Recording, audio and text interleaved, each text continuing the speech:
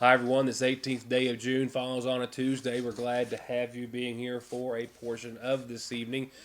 Cloudy and somewhat, for some folks, rainy evening. For most everyone in the viewing area at this hour, not so much. That's going to change, as we very well know, and as we have very well seen over the past couple of days. We've got rainfall totals right now over the next couple of days adding up to 1.5 inches or so. And some folks could see much more than that if they get under any developing heavy showers or thunderstorms.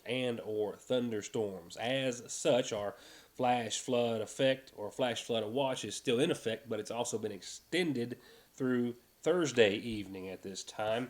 An updated forecast that also includes upped shower chances for your weekend. Still a little sunshine for Saturday and Sunday, and not as much rain as the work week, but increased chances for your weekend at all. And I'm sorry for that. I want to say sorry one more time, and maybe in a week or two when I'm completely over it, hopefully it'll be gone. Nevertheless, your forecast in just a few moments. Tonight's headlines will include the discussion about Sunday alcohol sales at last night's Sayersville City Council meeting. Also, speed bumps, a long topic of discussion. I'll share those two with you. A McGoffin County man who has eluded authorities a total of 3 times, caught on the 4th time, possibly others before that, was finally jailed Sunday night after being involved in a serious crash, leaving his female passenger behind a couple of weeks ago. Those are our 2 top stories, some other news, weather, and calendar announcements. And I'm actually taping the show again just a bit early tonight, just to the tune of a few moments, because simultaneously we have the McGoffin County Fiscal Court and McGoffin County Board of Education meetings, and I'm short-handed, I find myself tonight. So I'm going to be scrambling to get all of that and have reports for you as soon as tomorrow. In last night's opening statements, we knew very little details about a murder-suicide that had reportedly taken place in Breathitt County on Route 30. A few more details tonight, the identity of which and what local authorities there believe happened. That being that 57-year-old James Hale came to his residence, and upon entering the door was shot by his girlfriend of some years, 55-year-old Alice Harold. Authorities believe that he was either in the doorway or entering the doorway, was shot multiple times before entering or as he entered the residence. They also believe that Harold may have gotten a separate weapon and then claimed her own life, and their bodies discovered about a week later by Mr. Hale's brother as he did a check on his relative who he hadn't heard from in quite some time. No records, police-wise or otherwise, of any domestic dispute or violence reports. Both bodies were sent to Frankfort for an autopsy, and as far as those who are left behind, I only know that Mr. Hale has 3 children who he is survived by. Once again, 57-year-old James Hale, 55-year-old Alice Harold in that Breathitt County residence. Let's go ahead and jump right now to tonight's Sayersville City Council coverage from last night. A couple of main topics of discussion: Sunday alcohol sales for the city of Sayersville. A lengthy discussion, a few moments of which I'll bring to you tonight with a consensus at the end of the discussion as to how they would proceed.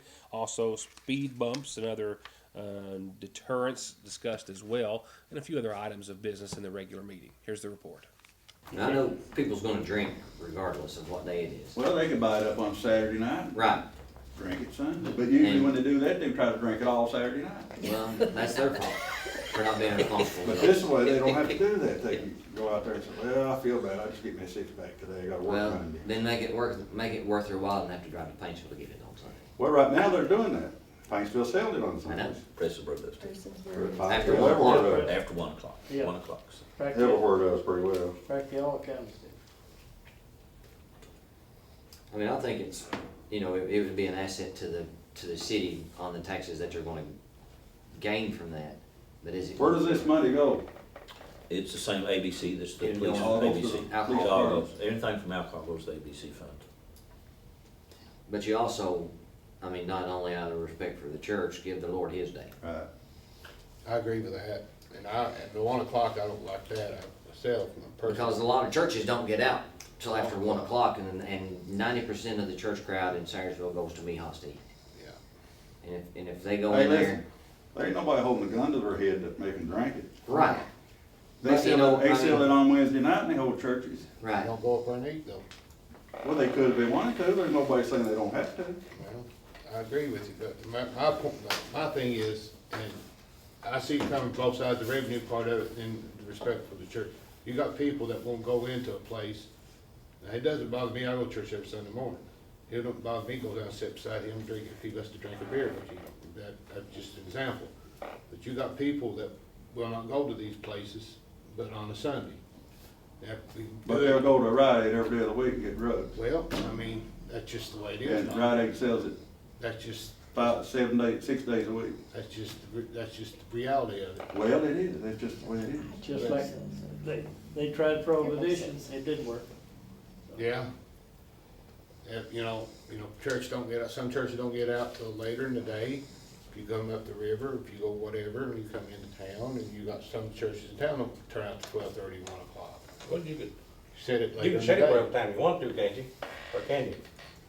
Well, at this time, even if you, yeah, you said anytime you want to, but if you wanted to do, package only and no retail, no restaurant sales on Sunday. Well, That's well, not eventually, a progressive Then, thing, though. That's gonna hit you That down the was road. it. No, it's that not a was progressive it. frame, but then It's- right down the road, if Applebee did come and say, listen, we'd like to put a restaurant here, then you guys could discuss that again and talk about it. But that's just the option, I Well, mean, that- it's a. if they know that they can't get it, a lot of them won't even come. Won't even come to it, that's true too. But this here is about the issue whether, like you said, Applebee's or any other big name restaurant might wanna locate in here someday. We may not be on this board.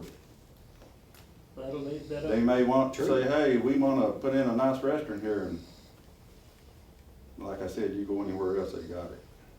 Well, that's, everybody And knows. they got churches too. I understand that. I mean, you just. It's not a one-sided issue Well, it's the here. status quo, you gotta work with churches and the alcohol, you can't just eliminate one, so it has to be a cooperation. Well, that's why I said we give them, we recognize the churches, not sell it to, let nobody sell it till 1 o'clock or after. Well, that's what we was talking about. Well, I'd make it later in the day if I was gonna do it. Yeah. They'll make it 3, I mean, 3 or 4 o'clock or something. 3, That way it 3 gives, o'clock to midnight. it gives everybody a chance, I mean, Churches are out to 3, and the restaurants are full. You go up there about 12:30 till 2:30, 3 o'clock, and it's like full. And anywhere else. So like I said, they got the opportunity to go up there any other day of the week too. They don't mean you gotta buy nothing to drink. I They understand can eat. that, Tommy, I understand that, I'm saying there's people that goes up there, that's the only day of the week they will go there. Well, I mean, you gotta be respectful to people, ever, you know, that's goes their, out there. that's their prerogative. They can go any day they want to. I understand, but Yeah, that's the people reason want they to drink won't beer go, can buy alcohol 6 days a week. That's right. that's the reason they won't go up there, because they don't serve beer on Sunday, I mean, that's just the way it is. I mean, several people come up to me this week pissing me about. Well, now listen, I'm gonna base it on money for the city. If it makes a little money for the city, I'm for it. If you guys are not for the city getting any money out of it, then vote against it. I never said it was I gonna do it, haven't I'm said just nothing saying like that. that either. But I'm putting it like that. Yeah, Well- I'm just telling you, nobody. That's No, your opinion. everybody should get their opinion on it. That's right, that's my opinion. That's your opinion. But So And put you, yours- put yours on the you table. have a right to your I did. opinion. In the end, Councilman Tommy Bailey made a motion with a compromise made on the time limits set to allow Sunday alcohol sales starting at 3 o'clock and lasting until midnight. That same motion also included provisions for allowing alcohol sales on Election Day during all business hours. The state actually changed the KRS in regards to Election Day alcohol sales some time ago. Now, local entities such as city governments are allowed to either keep any ordinance that they had in place or to follow the state's lead or move, if you will, and allow Election Day sales, which the city did. And also in that same motion was to not allow alcohol sales in Sagersville on Christmas Day. All voted in favor of that motion, with the second reading of which to be held during the next meeting. From there, they tabled the next item on the agenda, which was discussion of an ordinance in regards to signage on city limit right-of-way. They are going to review some documents that were provided to them by the city attorney before making another motion or discussing it further. They then did approve the first reading of the operating budget, with Mayor Shepherd saying that he would be able to give them more details in its entirety on the budget before the second reading is proposed during the next meeting. And then speed bumps were discussed. A few councilmen saying that they had received some feedback from Dixie residents where speed bumps were discussed being placed during the last meeting. Some residents, they say, who want them. Some residents, they say, who do not want them. They agreed to research the law, the liability, the options with regards to setting speed limits, posting signs, and then possibly putting speed bumps in not just Dixie, but College Heights, Allen Drive, and elsewhere, with more discussion to be had next meeting. Now, there was also a first reading of an alcohol tax. The city of Sagersville, as I covered in a previous meeting, has long had a 5% alcohol tax. Magoffin County was collecting a 1% alcohol tax, but it was learned here during the past several months by the new county administration that they were unable to collect that 1% tax in the city limits of Sagersville. So the city of Sagersville voted to, of course, increase theirs from the 5 to the 6% in order to keep it all the same, generating a little extra revenue for them in the process. They had the first reading of that, and I believe a unanimous vote last night. Just a couple of things in the mayor's report before he adjourned. He says that the state is waiting on some replacement equipment that they need. I'm still having trouble talking and putting words together for that purpose. But the mosquito sprayer that the state has is broken. They're waiting on a replacement, and they're also waiting on some dry weather at the same time, but they hope to get back to spraying for mosquitoes in Sagersville very soon. And he also noted that FEMA was back in Sagersville on Coal Branch last week, still assessing the more than $76,000 in total projects that it is needed to completely repair, and hopefully for a long time, Coal Branch due to flooding issues. I'll be right back. Did you know that with the IGA Personal Rewards Card, real people are getting really big discounts on gas? Just sign up at IGA, and from then on, for every $50 you spend on groceries, you get anywhere from 5 to 25 cents off on each gallon of gas you buy at VIP Fuels on the Parkway. This customer saved $1.75 a gallon, and some have paid only 10 cents a gallon for 15 gallons of gas. And it's quick because your points stack up. And most weeks, IGA has double, triple, or even 5 times the points. And they'll give you another 10 cents off every time you share your receipt on the IGA Facebook page showing you've saved 50 cents or more. It's almost like free gas at your Sagersville IGA. Just like that, we've jumped into the spring allergy season with all the buds and blooms, tree and grass pollen, mold, and all the nasal congestion, sneezing, itchy nose and eyes and throat that they cause. Don't get caught off guard. Protect yourself daily with a quick trip to Parkway Pharmacy for over-the-counter and prescription relief. And you can always log into parkwaypharmacy.com to have your prescriptions ready when you get there at Parkway Pharmacy in Sagersville. Of course, you can always get guaranteed great deals this time of year on mowers and weed eaters and blowers, but right now at Parkway Gun & Pawn, they've also got an incredible selection of hand and power tools, guitars, and musical instruments just in, new and used, long and handguns, and ammunition and more, with no pawn limits and cash today on anything you want to sell or pawn. Parkway Gun & Pawn. From brakes, exhaust, suspension, fluid changes, to expert collision and auto body, to turning your 4x4 or diesel from mild to wild, get real auto maintenance, paint, and repair at Black Smoke Performance in Dixie of Sagersville. 349-8785. Appalachian Wireless wants to know if you're tired of settling for a phone you didn't really want because it was more about the cost of the device rather than the phone you really wanted. Well, Appalachian Wireless has the solution, and it's called the Appalachian Advantage. With Advantage, every phone model is back on the table because you only have to pay the taxes on the device you really want. Many of our hottest smartphones are less than $50 up front, then a few extra dollars on your monthly bill. With Appalachian Advantage. Payment agreement is required. See store for complete details. Real quickly, a pretty brief community calendar tonight, and I'll have our other headline in just a few moments, is so I can make way to, of course, the McGoffin Fiscal Court and McGoffin County Board of Education. Before we get to the local man who finally was not able to elude authorities, risking lives at several different occasions, on several different occasions. Here's your McGoffin Farm Bureau community calendar, and I have to check because I have a birthday, but I think it's for tomorrow. I have 2 for tomorrow, none for today. With that said, no, I do have one announcement, as a matter of fact, I'm reminding myself of, that came with a very special caption. Here's to happy birthday wishes for Coach. Okay, this is the message. This is the picture they sent along with it. Actually, 2 messages, one on the screen, one I'll read, with a lot of love and best wishes from the gang of Brandon and Paul and Michelle. Happy birthday to Coach Chris Gamble, celebrating his birthday today. That's a good shot you got of him. Very natural. Happy birthday, Coach Gamble. Happy birthday to you. Don't forget the McGoffin County Teen Coalition meets tomorrow at 1. Excuse me, in the McGoffin County Health Department. Meeting open to the public. Everyone is invited to attend. This is a bi-monthly session.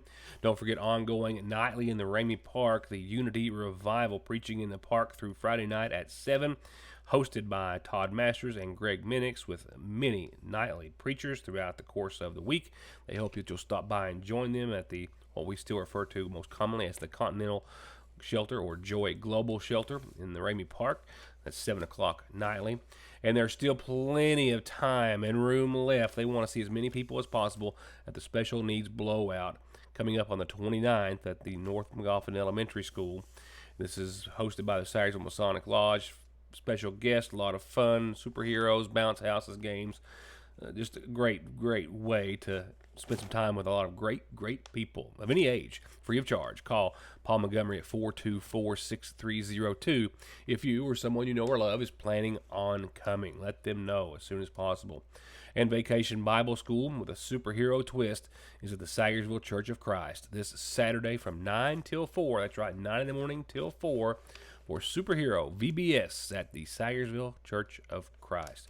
And if you've got a calendar announcement, and birthdays and anniversaries are included, you know how it works. Just tell me, and we will tell everyone about them.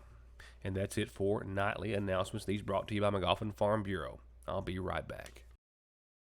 At Sayersville National Bank, they know your house is much more than your home. It's an investment, and for many of us, the biggest we'll ever make.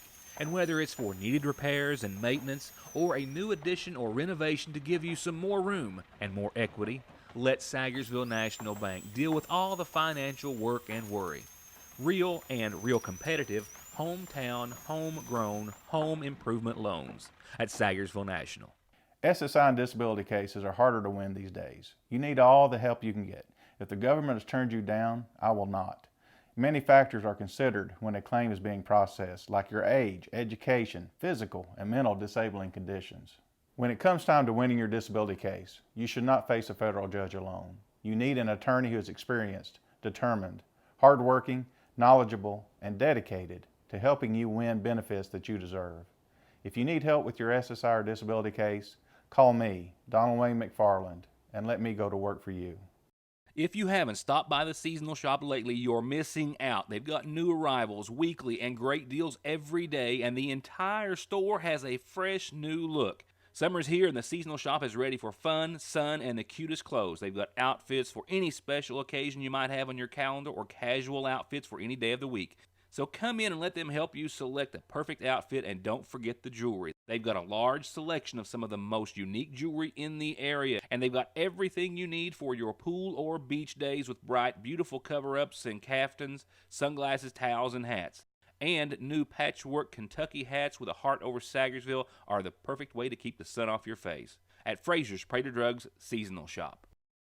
On average, men live 4 to 5 years less than women. And men are 71%, or 12% more than women, at risk of obesity. And women are 100% more likely than men to visit the doctor for annual exams and preventable services. Guys, if something doesn't look or feel right with your body or mind, look to the professionals at Hope Family Medical Center who want to help you live a longer, healthier, happier life. From mental and physical health to your diet, prescriptions, physical activity, and more, Hope can help with all of it. That's Hope Family Medical Center in Sayersville. Getting the best deal on the best tires with the best service has never been easier. Just log on to ConleyTire.net, check out the latest rebates, sales, and promotions, pick out the tires you want, and email, call, or come by. For huge savings from the family who's been proudly serving the area for over 32 years. Conley Tire in Staffordsville, 297-2424. Back around May the 28th, I believe it was the following news day that I covered a single vehicle crash that happened after a high-speed pursuit in which this vehicle eluded authorities on the Mountain Parkway exiting onto the Gifford Road exit when the driver crashed into a guardrail, seriously injuring his female passenger before he jumped and ran from the vehicle not to be seen. That's one of a total of at least 4 occasions where he has eluded authorities on foot and or automobile, counting automobile and on foot. It's more than 4 occasions in the past several weeks and or months, but he was finally apprehended on Sunday night or Sunday morning after again trying to outrun and elude police.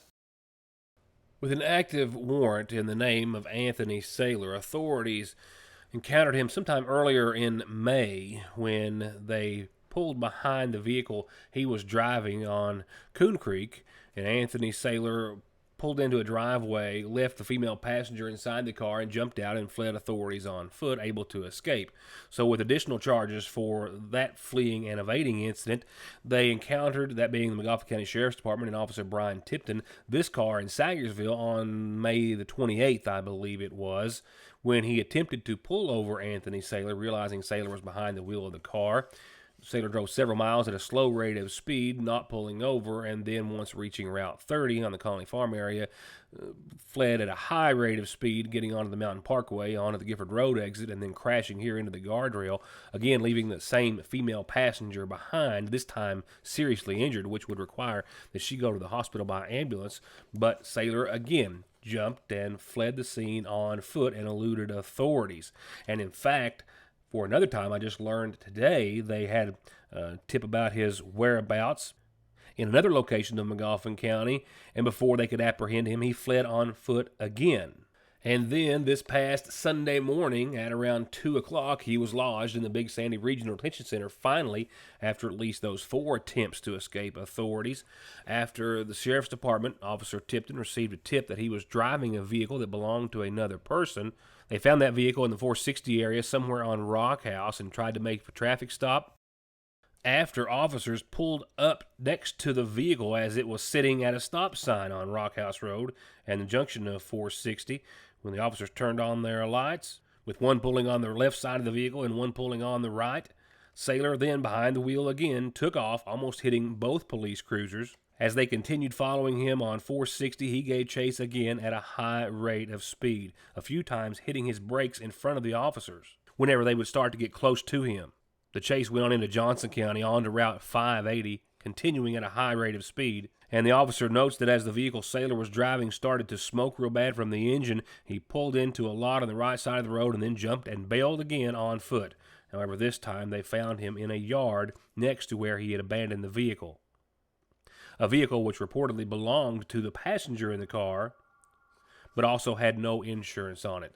So just for Sunday's events, Anthony Saylor was charged with reckless driving, fleeing and evading police, wanton endangerment in the first degree of a police officer, driving on a suspended operator's license, no insurance, and other charges. And he's facing numerous other charges, many felonies for the other occasions. And I am told by Officer Tipton that there are 2 other warrants that the officers are obtaining at some point today or tomorrow, which will be served on Saylor while he sits jailed in the Big Sandy Regional Detention Center for other crimes or acts or events pertaining to this entire scenario of attempts to elude authorities, which finally proved unsuccessful on Sunday for 31-year-old Saylor.